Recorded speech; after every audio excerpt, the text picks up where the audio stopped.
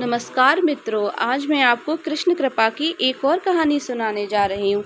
एक लड़की थी जो कृष्ण जी की अनन्य भक्त थी। बचपन से ही कृष्ण भगवान का भजन करती, भक्ति करते करते बड़ी हो गई। भगवान की कृपा से उसका विवाह श्री वृंदावन धाम में किसी अच्छे घर में हो गया। विवाह होकर पहली बार वृंदावन गई, पर नई दुल्हन होने से कहीं जा ना सकी और मायके चली गई।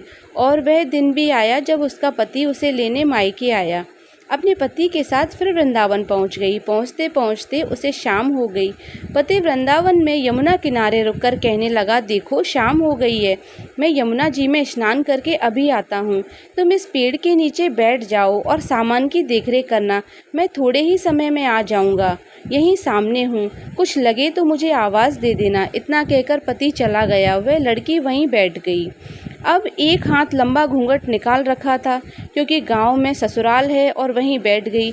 मन ही मन विचार करने लगी कि देखो ठाकुर जी की कितनी कृपा है। उन्हें बचपन से ही भजा और उनकी कृपा से मेरा विवाह भी श्री वृंदावन में हो गया। मैं वर्षों से ठाकुर जी को मानती हूँ, परंतु अब तक उनसे कोई रिश्ता नहीं जोड़ा।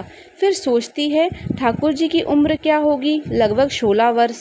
मेरे पति 20 वर्ष के हैं, उनसे थोड़े छोटे हैं, इसीलिए मेरे पति के छोटे भाई की तरह हुए तो मेरे देवर की तरह है। तो आज से ठाकुर जी मेरे देवर हुए। अब तो ठाकुर जी से नया रिश्ता जोड़कर वह बड़ी प्रसन्न हुई और मन ही मन ठाकुर जी से कहने लगी कि देखो ठाकुर जी, आज से मैं तुम्हारी भाभी और तुम मेरे देवर हो गए।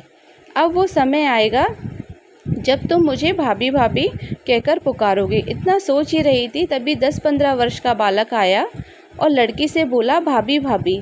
लड़की अचानक अपने भाव से बाहर आई और सोचने लगी, वृंदावन में तो मैं नई हूँ, ये भाभी कहकर कौन बुला रहा है। नई थी इसीलिए घूंघट उठाकर नहीं देखा कि गांव के बड़े बूढ़ों ने देख लिया तो बदनामी होगी। अब वह बालक बार बार कहता, पर वह उत्तर न देती। बालक पास आया और बोला, भाभी तनिक अपना चेहरा तो दिखाओ। अब वह सोचने लगी, अरे ये बालक तो बड़ा जिद्दी है, इसीलिए कस के घूंघट पड़कर बैठ गई। वहीं घूंघट उठाकर देखने लगे, लेकिन उस बालक ने जबरदस्ती घूंघट उठाकर चेहरा देखा और भाग गया। थोड़ी देर में उसका पति आ गया। उसने सारी बात बताई। पति ने कहा कि तुमने मुझे आवाज़ क्यों नहीं दी? लड़की बोली, वह तो इतने में भाग ही गया था। पति बोला, चिंता मत करो, वृंदावन बहुत बड़ा थोड़ी है, कहीं किसी गली में खेलता हुआ मिल गया तो हड्डी पसली तोड़ दूंगा, फिर कहीं ऐसा ना कर सकेगा। तुम्हें जहाँ भी दिखे मुझे ज़रूर बताना। फिर दोनों घर गए। कुछ दिन बाद उसकी सास ने अपने बेटे से कहा कि बेटा देख, तेरा विवाह हो गया है, बहू मायके से भी आ गई है, अब तुम दोनों अभी बांके बिहारी के दर्शन के लिए जाओ, कल जाकर बहू को दर्शन कराकर लाना। अब अगले दिन दोनों पति पत्नी ठाकुर जी के दर्शन के लिए मंदिर जाते हैं। मंदिर में बहुत भीड़ लगी थी। लड़का कहने लगा, देखो तुम स्त्रियों के साथ आगे जाकर दर्शन करो, मैं अभी आता हूँ। अब वह आगे गई, पर घूंघट नहीं उठाती। उसे डर लगता कहीं कोई बूढ़ा बड़ा देखेगा तो क्या कहेगा। बहुत देर हो गई। पीछे से पति ने आकर कहा, अरे बावली, घूंघट ना खोलेगी तो दर्शन कैसे करेगी। अब उसने अपना घूंघट उठाया और जो बांके बिहारी जी की ओर देखा तो बांके बिहारी जी की तरफ वही बालक मुस्कुराता हुआ दिखा। तो एकदम से चिल्लाने लगी, अरे सुनिए, जल्दी आओ जल्दी आओ। पति पीछे से भागा भागा आया और बोला, क्या हुआ? लड़की ने कहा कि उस दिन जो भाभी भाभी कहकर भागा था वह बालक मिल गया है। पति ने कहा, कहाँ? अभी उसे देखता हूँ। तो ठाकुर जी की ओर इशारा करके बोली, ये रहा, आपके सामने ही तो है।